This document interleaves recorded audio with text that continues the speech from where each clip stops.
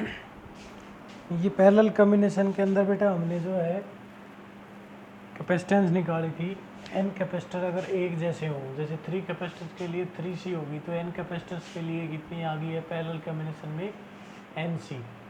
CP is equal to NC, यानी कि n times, मतलब पैरेलल कॉम्बिनेशन के अंदर कैपेसिटेंस इंक्रीज हो जाती है। For same number of capacitors connected in parallel and series, अगर n कैपेसिटर जो हैं, if n capacitors, n identical capacitors, n identical capacitors connected in series, इन्हीं को हम सीरीज में कनेक्ट करें, एंड पैरेलल कॉम्बिनेशन में कनेक्ट करें, then the ratio of CP to CS, यानी कि सीरीज पैरेलल टू सीरीज का जो रेशियो हो वो कितना होगा। अब n आइडेंटिकल कैपेसिटर थे, तो पैरेलल कॉम्बिनेशन के लिए जो इक्विवेलेंट कैपेसिटेंस होती है वो हो जाएगी हमारे पास NC, अगर एक कैपेसिटर की कैपेसिटेंस C हो।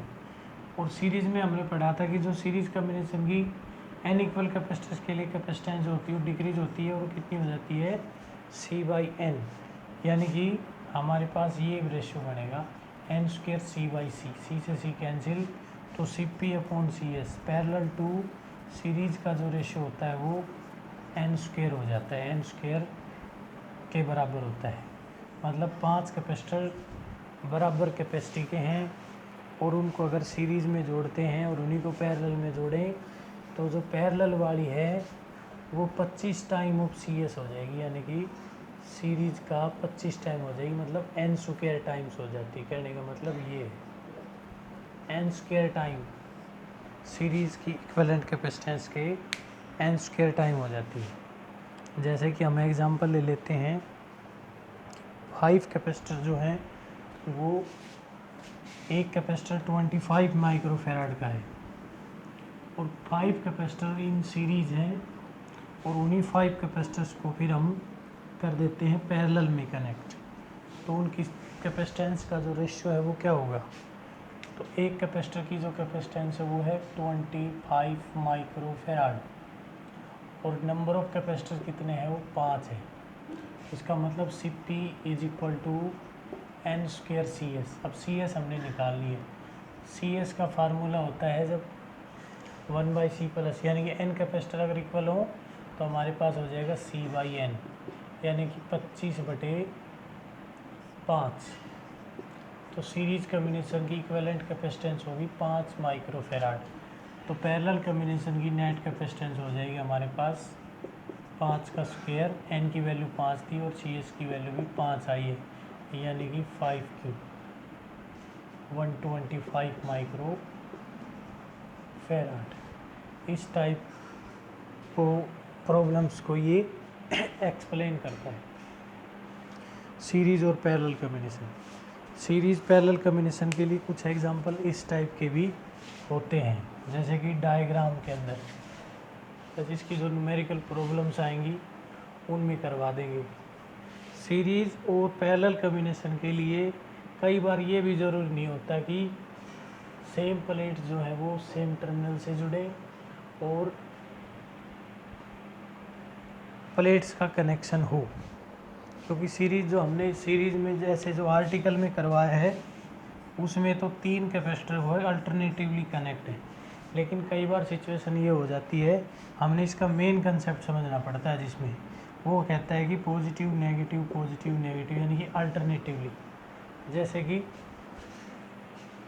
ये कोई 2 प्लेट्स हैं ऐसे, ये हो गया, इधर मान लो ये पॉजिटिव से कनेक्ट है, पॉजिटिव टर्मिनल से, तो इनको अगर हम ऐसे सेट कर देते हैं, ऐसे,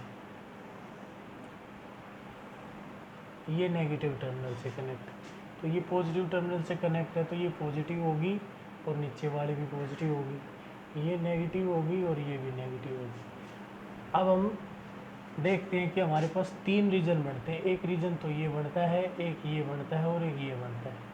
वैसे देखें तो ये अलग अलग टर्मिनल से कनेक्ट है, लेकिन यहाँ पर ये जो रीजन होगा ये कैपेसिटर का काम करेगा और ये जो कम्बिनेशन होगा वो सीरीज कम्बिनेशन माना जाएगा, क्योंकि पॉजिटिव, उसके बाद नेगेटिव और उसके बाद ये पॉजिटिव प्लेट और फिर ये नेगेटिव प्लेट। तो ये जो कम्बिनेशन है ये सीरीज कम्बिनेशन है। तो इसलिए इसकी अगर एक कैपेसिटेंस जो है एक की सी हो तो हमारे पास रिजल्टेंट जो कम्बिनेशन आएगा सी एस, वो आ जाएगा C/3। और अगर हम इस कम्बिनेशन को ऐसे कर देते हैं, इस टाइप में अगर ये कम्बिनेशन हो जाए हमारे पास, ये पॉजिटिव और ये नेगेटिव, इसको थोड़ा सा कम कर ले हम,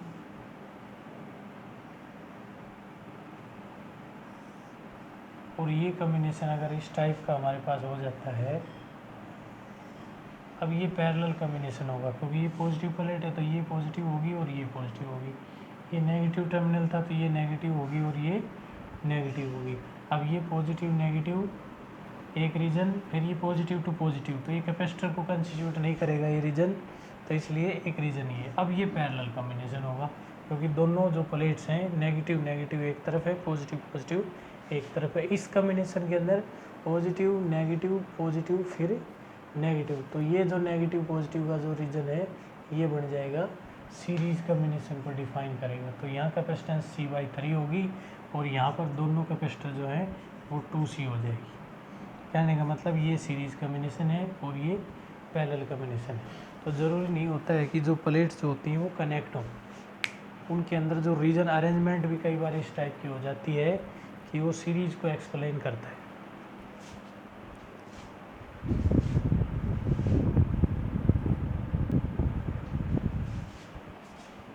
अगला कंसेप्ट हमारा कॉमन पोटेंशियल का। कॉमन पोटेंशियल ये कब यूज़ होता है, जब दो या दो से ज़्यादा कैपेसिटर, वैन टू कैपेसिटर, इसमें हमने 2 कैपेसिटर लिए, when 2 capacitors at different potential difference connected together, then charge begins to flow between them until the capacitors acquire equal potential difference. This equal potential difference is called common potential, या this equal potential जो है वो कहा जाएगा common potential. When two capacitors, दो या दो से ज़्यादा भी हो सकते हैं, लेकिन यहाँ पर दो लिखा गया है, टू कैपेसिटर्स कनेक्टेड टुगेदर, जिनका पोटेंशियल डिफरेंस डिफरेंट था, उनको जब हम एक साथ कनेक्ट करें तो दोनों के अंदर चार्ज फ्लो होना शुरू हो जाता है, और जब तक फ्लो होगा जब तक दोनों का पोटेंशियल सेम ना हो जाए, और जब जो पोटेंशियल सेम हो जाता है तो उसको कहा जाता है कॉमन पोटेंशियल। इसके लिए हम ले लेते हैं कि लेट टू कैपेसिटर्स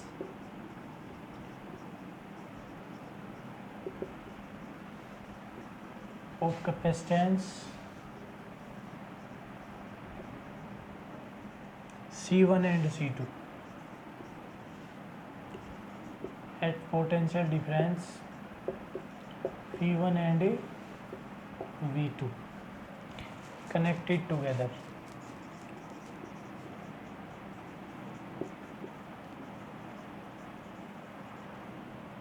इनको हमने कनेक्ट कर दिया। अब जब हम इनको कनेक्ट करते हैं तो एक फिजिकल क्वांटिटी जो हमेशा कंजर्व रहती है, जिसको स्टार्टिंग की प्रॉपर्टी में भी हमने बताया था, वो है चार्ज। चार्ज जो फिजिकल क्वांटिटी है, चार्ज इन दोनों का जो है वो कंजर्व रहेगा, यानी कि बिफोर कम्बिनेशन जो चार्ज है उतना ही चार्ज जो है आफ्टर कम्बिनेशन होगा।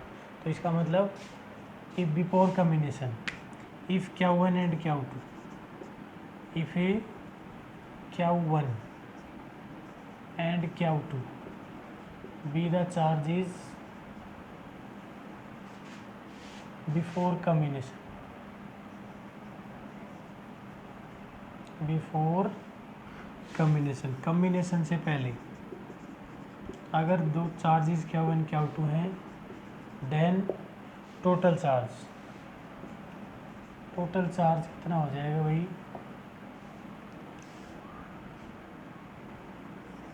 Q is equal to Q1 plus Q2, और इनकी कैपेसिटी तो C1 थी, एक की C2 थी, पोटेंशियल एक का V1 था, एक का V2 था। इसका मतलब Q1 की जगह लिख सकते हैं C1 V1 और Q2 की जगह लिख सकते हैं C2 V2, क्योंकि Q C का फार्मूला होता है Q/V और इसका मतलब Q is equal to CV होता है। तो ये हमारे पास टोटल चार्ज ही हो गया before combination. After combination, if V is the common potential, जैसे इन कैपेसिटर्स को हम कनेक्ट करेंगे, ये कैपेसिटर C1 पर था, कैपेसिटी C1 थी, पोटेंशियल V1 था, और दूसरे की कैपेसिटी C2 थी और पोटेंशियल इसका था V2। लेकिन जैसे हमने इसको आपस में कनेक्ट करेंगे तो दोनों में चार्ज ट्रांसफ़र होना शुरू होगा, और वो तब तक फ्लो करेगा जब तक दोनों का पोटेंशियल सेम ना हो जाए, और ये पोटेंशियल हो जाएगा V। मान लिया कि ये कॉमन पोटेंशियल V होगा आफ्टर कम्बिनेशन। तो अगर कॉमन पोटेंशियल V है after combination, if Q1 dash and Q2 dash be the charges after combination के बाद जो है दोनों के चार्ज जो है Q1 और Q2 डैश हो जाए, देन टोटल चार्ज हो जाएगा भाई Q dash is equal to Q1 dash plus Q2 dash. लेकिन और हम लिख सकते हैं Q dash is equal to Q1 dash की जगह क्या लिख सकते हैं, पोटेंशियल V हो गया, कैपेसिटी तो उतनी रहेगी C1V, और ये हो जाएगी C2V। इसका मतलब ये होगा कि V को हम कॉमन निकाल सकते हैं, तो Q डैश की वैल्यू हो जाएगी C1 plus C2 into V। ये होगी equation number 2। As charge is remain conserve,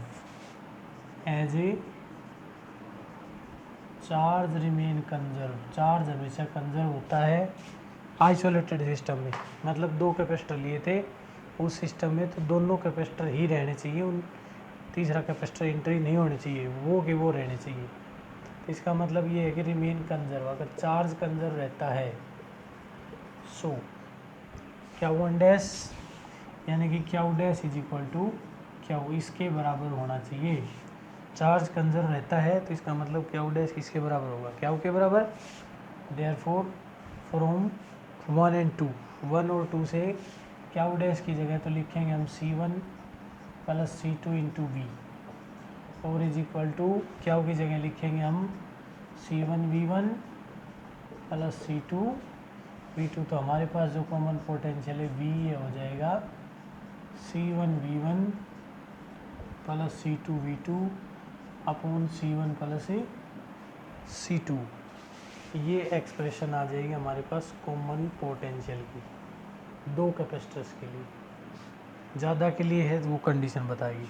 अब इसमें यहाँ से देखें तो ये क्या था, तो ये तो टोटल चार्ज है और ये दोनों की कैपेसिटी है, यानी कि दोनों की कैपेसिटी का जोड़।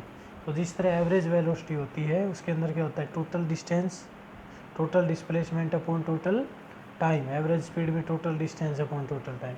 तो इसी तरह ऊपर क्या है, टोटल चार्ज, और नीचे क्या है, टोटल कैपेसिटी। तो कॉमन पोटेंशियल के लिए हम ये भी असाइन कर सकते हैं total charge upon total capacity,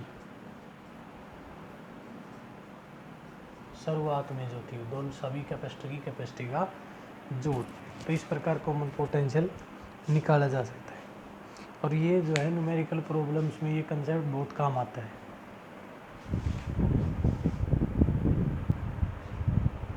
अगला हमारा कंसेप्ट है energy loss in combination of capacitors at different potential difference. जो प्रीवियस आर्टिकल था उसके अकॉर्डिंग, जब हम डिफरेंट पोटेंशियल के कैपेसिटर जो होते हैं उनको जब कंबाइन करते हैं तो तब तक चार्ज फ्लो होता है उनके बीच में जब तक वो एक कॉमन पोटेंशियल या इक्वल पोटेंशियल एक्वायर नहीं कर लेते। तो चार्ज फ्लो होने के कारण जो कनेक्शन वायर्स होती हैं उनमें कुछ energy in the form of heat loss होती है।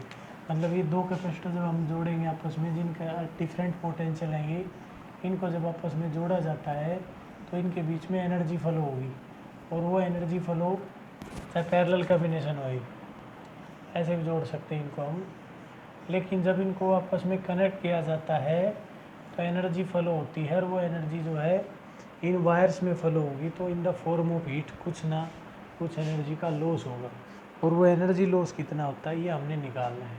अब एनर्जी लॉस के लिए सिंपल कंसेप्ट है कि क्योंकि पहले एनर्जी ज़्यादा है बाद में कम है, तो कंसेप्ट आएगा initial energy minus A final energy.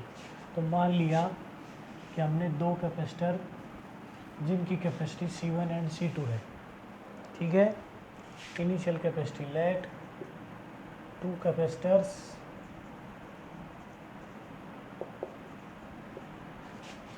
Of capacity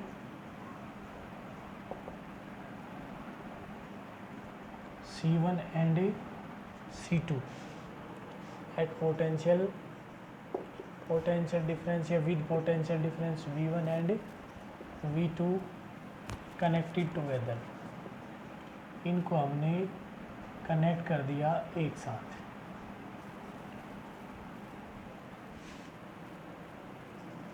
total energy before combination, so total energy before combination से पहले उनकी जो एनर्जी है वो क्या होगी, टोटल एनर्जी हमने E मान ली, और वो मान ली हमारे E1 प्लस E2। दो कैपेसिटर थे हमारे पास, इसको एक की कैपेसिटी C1 थी और दूसरे की कैपेसिटी C2 थी।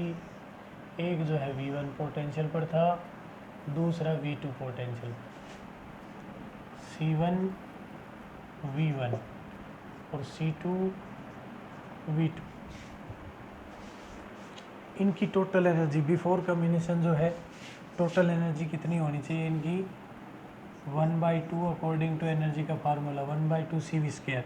तो ये हो जाएगी 1/2 C1 V1 स्क्वायर, और दूसरे की हो जाएगी 1/2 C2 V2 का स्क्वायर। तो ये हमारे पास एनर्जी आ गई before combination. As after combination के बाद जो है V be the common potential, V is equal to common potential, दोनों कैपेसिटर का जो पोटेंशियल होगा वो कॉमन हो जाएगा, वो मान लिया हमने V है। Then total energy after combination के बाद जो है वो टोटल एनर्जी कितनी हो जाएगी, E डैश मान लिया हमने, और वो पहले की मान लेते हैं E1 डैश प्लस दूसरे की मान लेते हैं E2 डैश। ये क्वेश्चन 1 मान लेते हैं, इसको हम 2 कर देते हैं, इसको 3 कर देते हैं। अब टोटल एनर्जी, वैसे तो टोटल एनर्जी यूनिवर्स में तो कंजर्व रहती है, लेकिन कम्बिनेशन के अंदर डिक्रीज हो जाएगी, क्योंकि कुछ energy in the form of heat flow हो जाती है, हीट के रूप में प्रोड्यूस हो जाती है, तो कम हो जाएगी एनर्जी। तो इसलिए पहले की एनर्जी कितनी है, E1 डैश की जगह हम लिख सकते हैं 1/2, कैपेसिटी उतनी रहनी है C1 V स्क्वायर, और दूसरे की एनर्जी हो जाएगी 1/2 C2 V स्क्वायर। ये क्वेश्चन नंबर हो जाएगी 4। और ये हमारे पास मान लिया एनर्जी लॉस है, टैली, then loss in energy, then loss of energy कितना होगा, एनर्जी डेली, और वो किसके बराबर होगा, initial energy minus final energy. Initial energy हमारी E थी और फाइनल एनर्जी हमारी E डैश थी। ये इक्वेशन होगी 5। देयरफॉर फ्रॉम 2 and 4, 2 को और 4 को जब हम यूज़ करते हैं तो हमारे पास डेल E की वैल्यू ये आ जाती है, del E is equal to 1/2 C1 V square plus 1/2 C2 V square. ये होगी final C1 V1 square C2 V2 square C2 V2 square, और ये फाइनल होगी, ये इनिशियल होगी, ये फाइनल 1/2 C1v² प्लस 1/2 C2v²। अब एक बात तो ये v जो है वो कॉमन पोटेंशियल है और ये दोनों के अंदर कॉमन है तो ये बाहर आ जाएगा। इसकी एक्सप्रेशन का भी हम यूज़ करेंगे और हम लिख सकते हैं del E is equal to 1/2 C1v1² plus 1/2 C2v2²। और माइनस में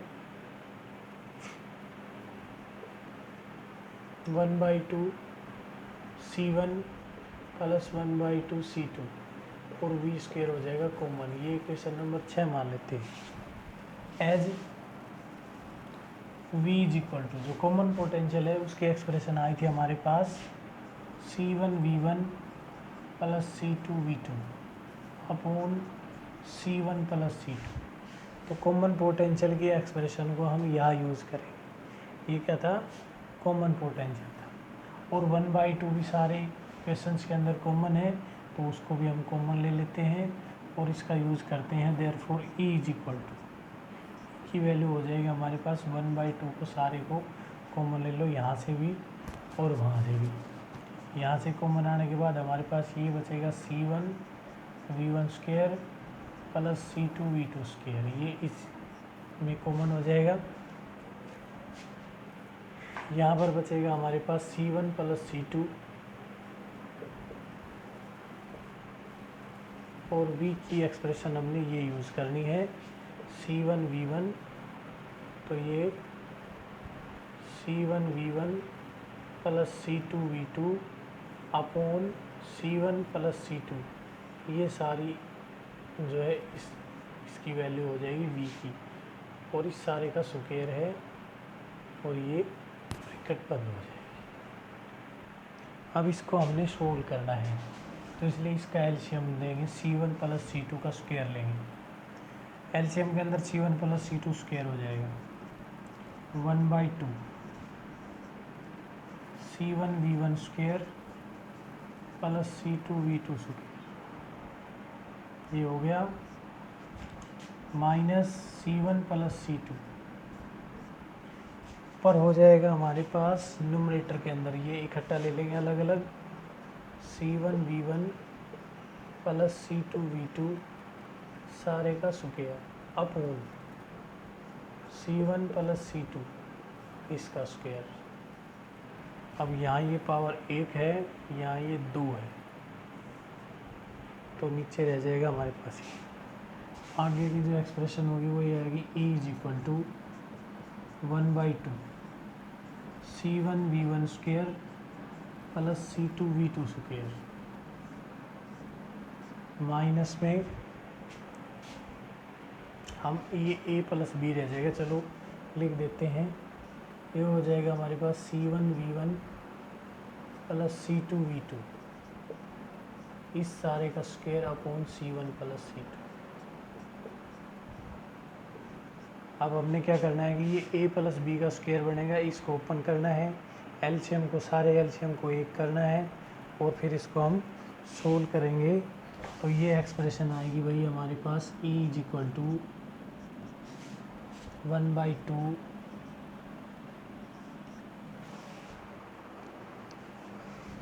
ये एलसीएम सारे का C1 प्लस C2 कर लेते हैं हम।